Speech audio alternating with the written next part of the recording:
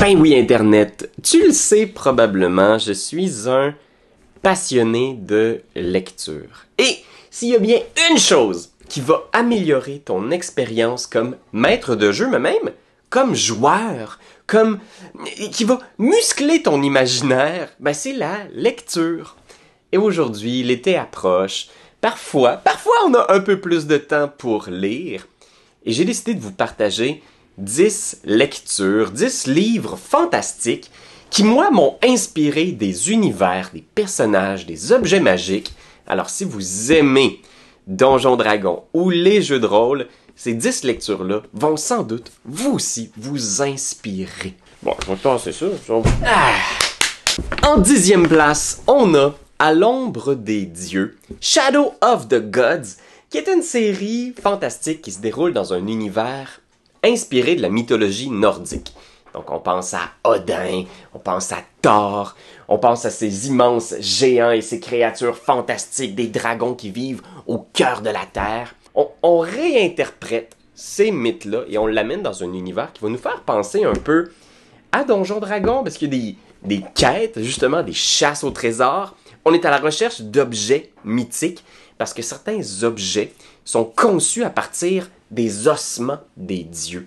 Donc, il y a eu un grand bouleversement où un paquet de dieux et de déesses ont été vaincus, terrassés, et on a même construit des villes, des palais, des places fortes autour des ossements, les vestiges de ces créatures-là. C'est une série. Alors, il y a déjà un deuxième et un troisième tome qui sont parus en anglais, mais le premier tome en français va paraître cet été. Je pense qu'il sort en août 2023. Alors, À l'ombre des dieux, je pense que ça s'appelle La Compagnie Sanguinaire, le premier volume ou quelque chose de même.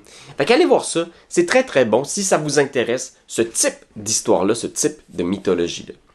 En 9e place, on a le grand Brandon Sanderson, et c'est tout l'univers du Cosmere.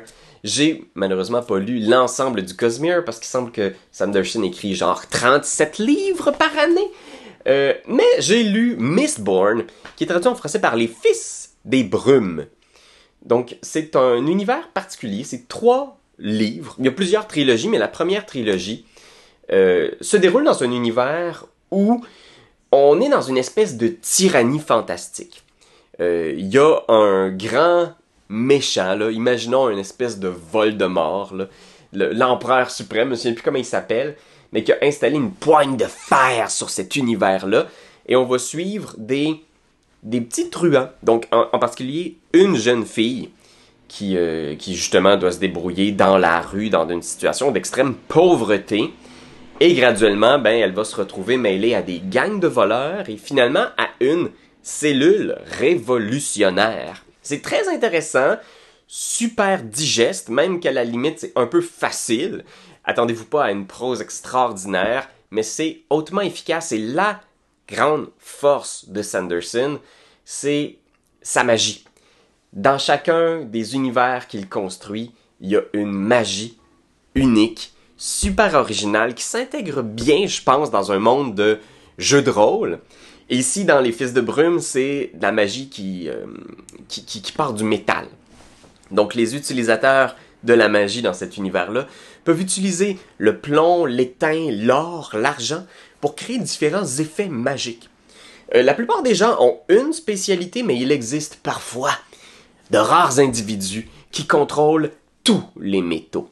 Et avec ces métaux-là, on peut attirer les gens, repousser les gens, on peut avoir une incidence sur leur esprit, on peut pratiquement voler dans les airs comme Spider-Man en s'accrochant à tout ce qui est métallique dans la ville, c'est incroyable, assurément hautement cinématographique, parfait pour un jeu de rôle.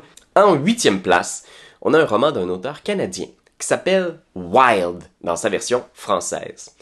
On va suivre l'histoire d'un band. Un groupe, parce que dans cet univers-là, les groupes d'aventuriers qui vont s'aventurer dans des ruines, trouver des trésors, classique jeu de rôle, ben ces groupes-là sont aussi connus, aussi célèbres que les groupes de rock dans notre monde à nous. Et on fait beaucoup de parallèles entre ces deux mondes-là. Le monde le star system, donc les bands d'aventuriers dans ce monde-là ont des agents. Et ils vont parfois justement faire des shows, fait qu'ils vont aller dans des arènes de gladiateurs pour montrer leurs objets magiques, leurs compétences, etc. Et on va suivre dans ce roman-là, dans le premier tome, un groupe qui a connu un certain succès à une époque, mais qui aujourd'hui est un peu vieillissant, un peu oublié. Le bassiste du groupe, à toute fin pratique, est maintenant un garde dans une petite ville tranquille. Et bien sûr, il y a un gros bouleversement, et pour sauver la fille d'un des membres du groupe, ben ils doivent remettre le groupe ensemble, comme dans le bon vieux temps, et repartir à l'aventure. Au départ, j'avais l'impression que le livre était un petit peu...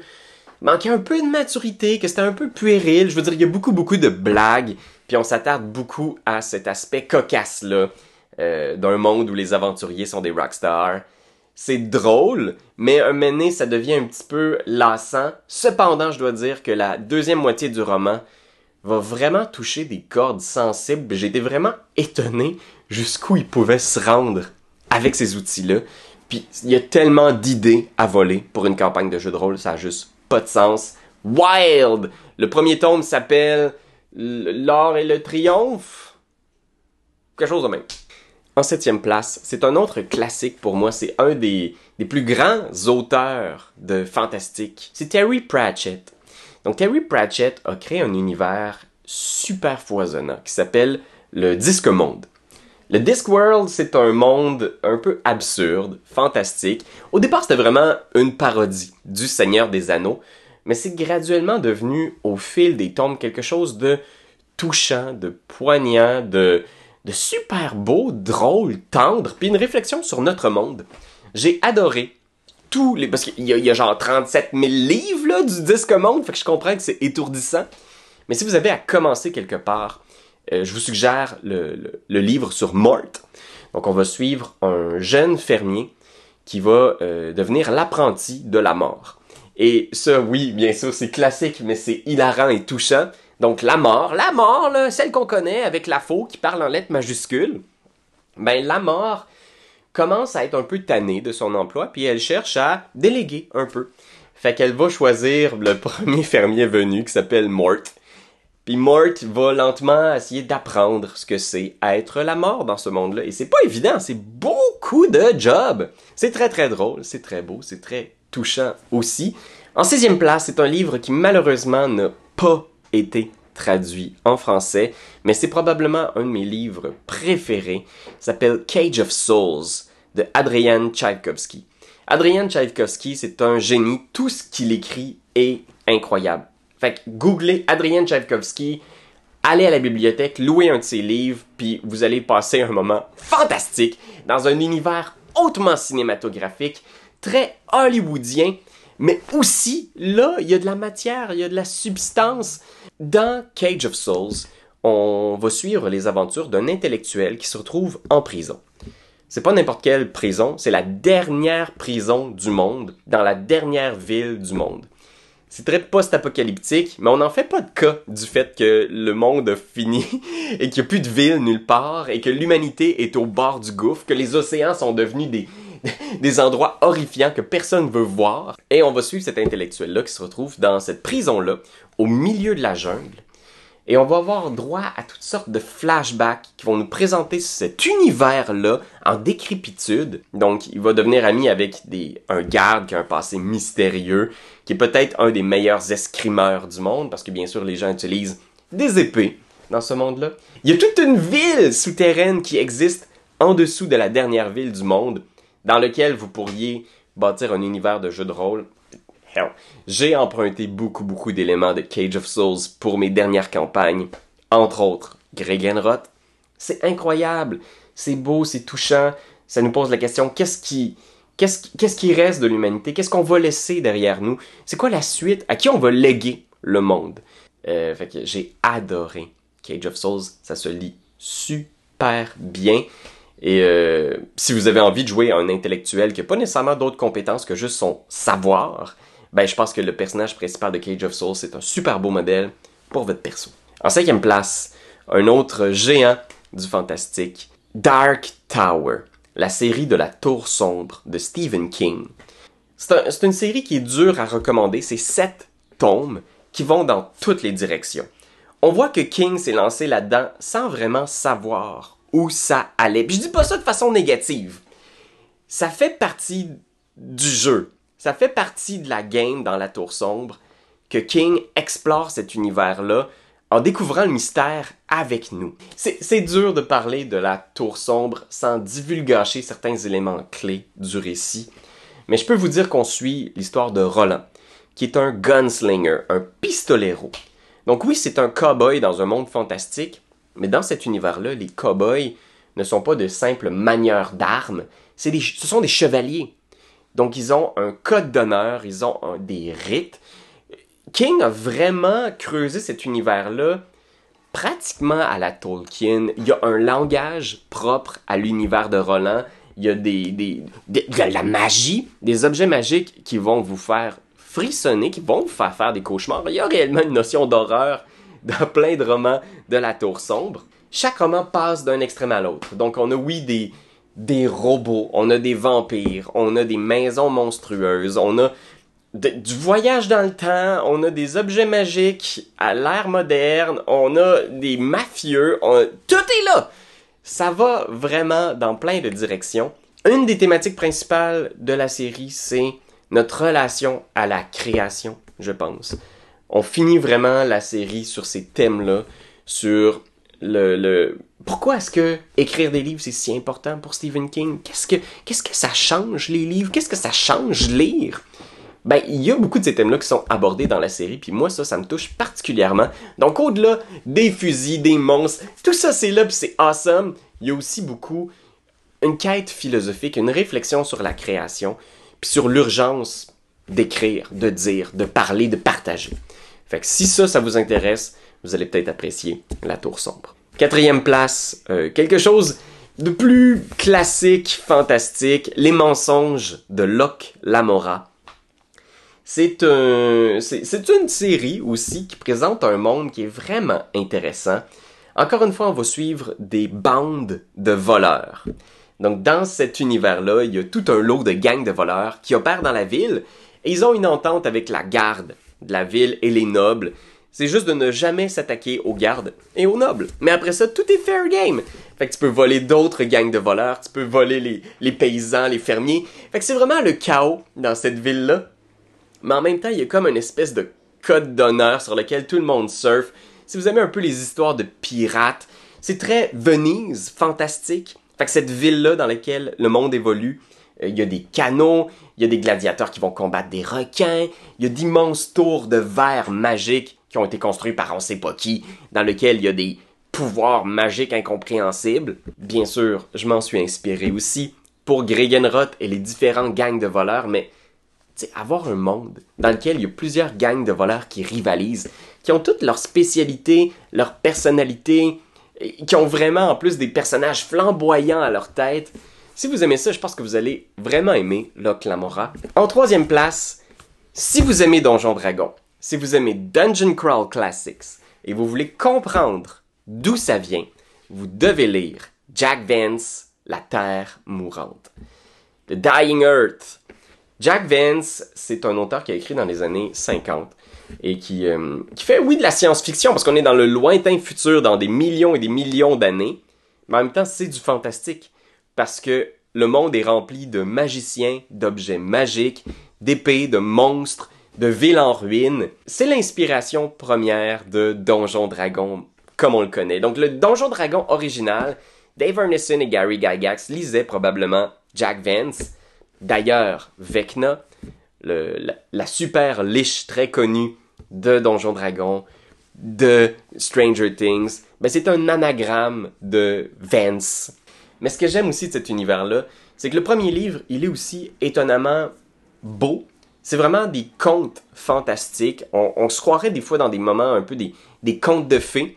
Très absurde aussi. C'est très drôle, c'est très pince sans rire. Tout ce qui se produit dans ces livres-là, ça a comme pas de sens. C'est très amusant, puis si vous voulez vraiment saisir d'où ça vient, ce ton-là de Donjon Dragon un peu wacky, absurde, avec des monstres, avec des tentacules, c'est quoi cette idée-là? Il faut lire Jack Vance. C'est aussi très, très, très beau, très bien écrit. À partir du 2e livre de la saga, on suit Q-Girl, qui est vraiment un truand. Et là, j'ai eu vraiment beaucoup de mal à m'attacher à ce personnage-là. Mais à part ça, l'univers présenté est absolument adorable. En deuxième place, on a les Chroniques de la Noire Compagnie.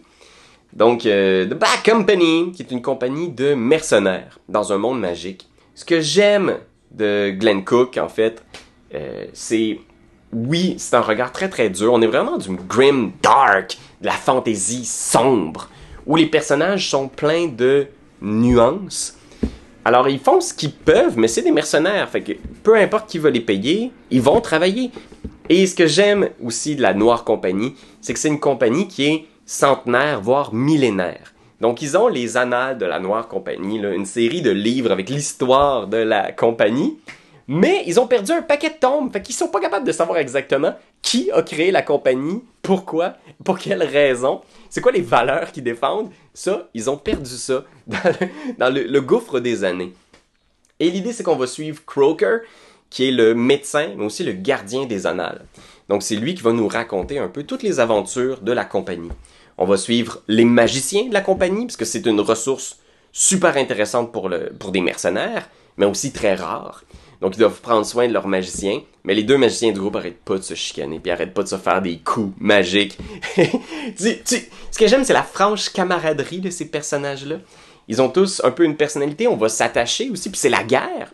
Donc, ils prennent part à un conflit, une espèce de guerre civile dans un royaume, où il y a des gens qui s'opposent à leur employeur, qui est une espèce de sorcière millénaire, possiblement morte-vivante.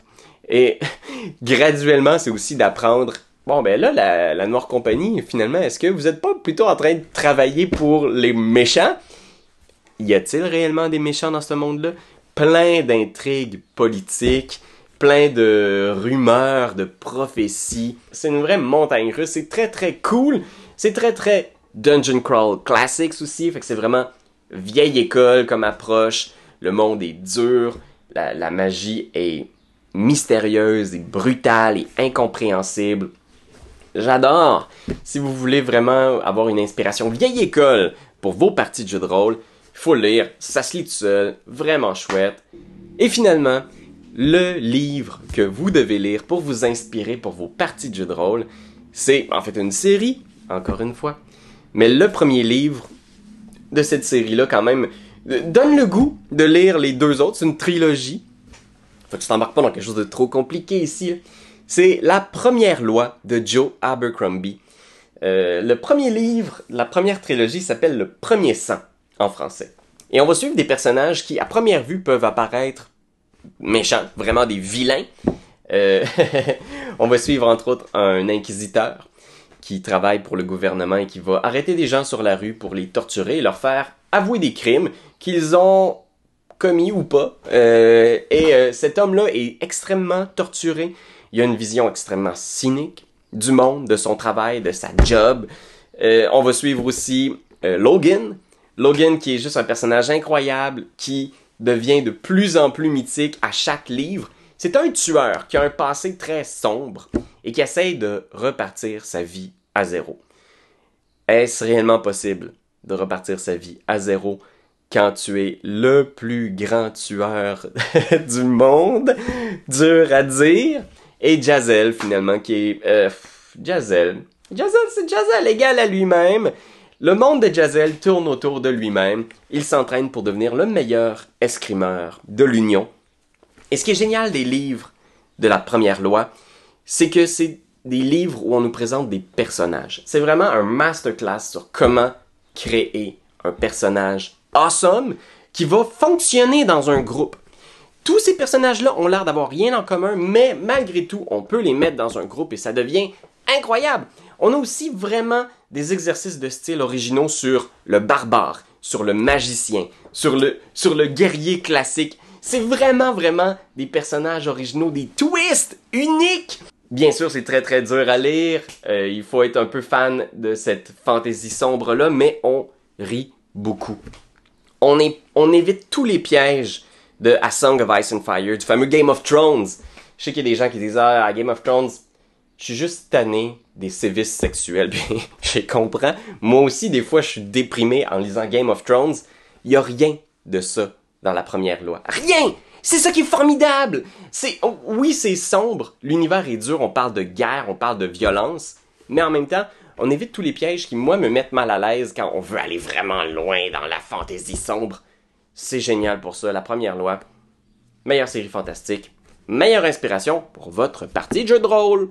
Alors voilà, j'espère que vous avez eu des inspirations de lecture pour l'été ou l'automne ou les autres saisons. Moi, ce sont des livres qui m'ont hautement inspiré. Et oui, vous allez probablement réaliser que j'ai emprunté quelques personnages, quelques objets magiques à gauche, à droite, là-dedans. Mais c'est ça, la création puis le jeu de rôle, c'est d'emprunter, de construire sur les choses qui nous passionnent. Fait qu'hésitez pas à me partager vos découvertes, vos lectures, ce qui vous inspire. Puis on se retrouve dans une autre vidéo qui parlera aussi peut-être de livres. Parce que les livres, c'est cool.